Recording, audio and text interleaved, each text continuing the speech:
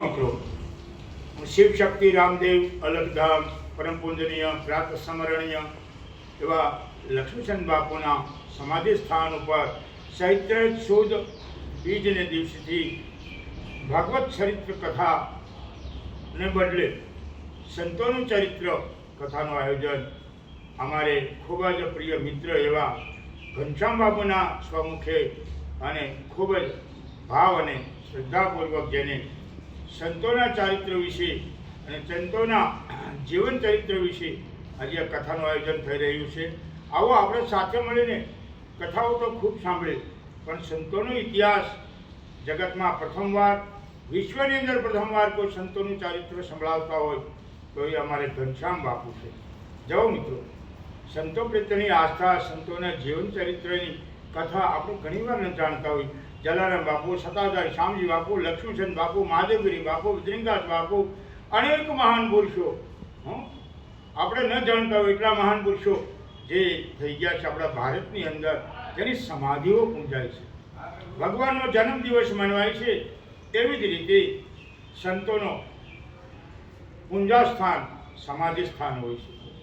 આપણે આ કાર્યક્રમને બિરદાવીએ છીએ અને સંતોના જીવન ચરિત્રની ગાથા સતત એ અવતરિતપણે કરતા રહે અને લક્ષ્મીચંદ બાપુના જો મિત્રો યાદ રહે, સંતોનું કોઈ દિવસ મૃત્યુ નથી થતું, એટલે જ આપણે એને સમાધિ સ્થાનનું પૂજન કરવું પડે છે. તમે સાચા હૃદયથી યાદ કરો તો તમને સન્મુખ આવે, દેખાય. અને રામદેવજીની પરમ આરાધના કરીને, ધર્મનો પ્રચાર કરીને આજે સમાધિ સ્થાન થયા હોય એવા મહાન પુરુષો જ્યારે આપણે યાદ કરતા હોય ને તો મનની અંદર એની ઝાંખી થાય, આપણે અનુભવ થાય. આવા સંતોની જીવન ચરિત્રની ગાથાઓ લઈને આવી રહ્યા છે અમારા એક હૃદયના ખૂબ જ અંગત અને સ્નેહી મિત્ર એવા ઘનશ્યામ બાપુ.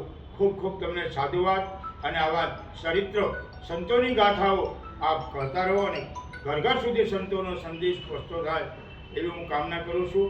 આવો સાથે મળીને આપણે આ કથાનું રસપાન કરીએ, આ ગાથાઓનું રસપાન કરીએ. સંતોનું જીવન એક એવું જીવન હોય છે, એમાંથી આપણે શીખવાનું હોય છે. સંત ન હોત તો જલી જાત બ્રહ્માંડ. આ જગતની અંદર સાધુ જ એક એવું આત્મા છે, માન અપમાન સહન કરીને તમે એક કલ્પના કરો. અમારે અમરેલીના મુદાસ બાપુ જેઓએ કુંવારી કરિકાનું કલંક લીધો અને જામનગરના નરેશ જેમના રાજા હતા, અને એમને પણ એવું થયું કે આવા ગુરુ શા માટે કરવા, એના કરતાં તો સારા ગુરુ ધારણ કરીએ. આ બાજુ એક ગધેડા ઉપર બેસાડીને અમરેલીની જનતાએ જેનો આખા ગામની અંદર વરઘોડો કાઢી અને અપમાન કરેલું, આવા સંતોને આપણે શું ઓળખી શકીએ છીએ? સંતોની જીવન ગાથાને સમજવી બહુ કઠિન છે.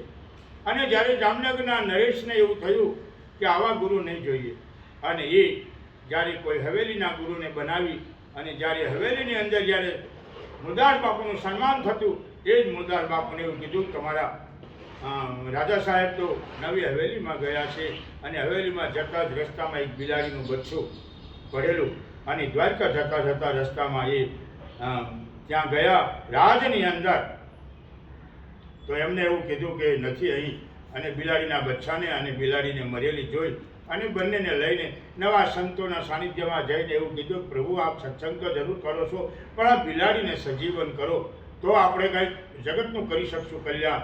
ત્યારે કીધું મુરદાસ તમે તો આવા કામ કરીને આવ્યા છો, તમારામાં શું તાકાત છે? પણ મુરદાસ બાપુએ સંકલ્પ કર્યો કે મારી 6 મહિનાની આયુષ્ય બિલાડીના બચ્ચાને આપું, બિલાડીની માને આપું છું. એ બિલાડી સજીવન થાય અને બચ્ચા બધા એને ધાવવા મળે છે. આવો ચમત્કાર જ્યારે જામનગરના નરેશને જોયો ત્યારે એને જોયું કે મારા ગુરુ હકીકત મુરદાસ બાપુ છે. સંતોને સમજવા બહુ કઠિન છે મિત્રો. સંતોનું સાનિધ્ય મળે ને એ તમારા કંઈક ભાગ્ય હોય. અહો ભાગ્ય સંત મિલન કો જાય તજી માન મોહ અભિમાન, જુજુ પાગે પાવ ધરે કોટી યજ્ઞ ભાલવો. સંતોના દર્શને જાઓ, દેવ મંદિરે જાઓ, એવું કહે છે કે પેદલ જાઓ ને તો એક એક યજ્ઞનું ફળ નહીં પણ 100 યજ્ઞનું ફળ એક એક ડગલે ડગલે મળે છે. આવો સંતોનો મહિમા છે. એટલે સત્તાધારનો સંત એક પાડાને એક સજીવન કરી અને આજે પાડાનો એક ઇતિહાસ બની ગયો.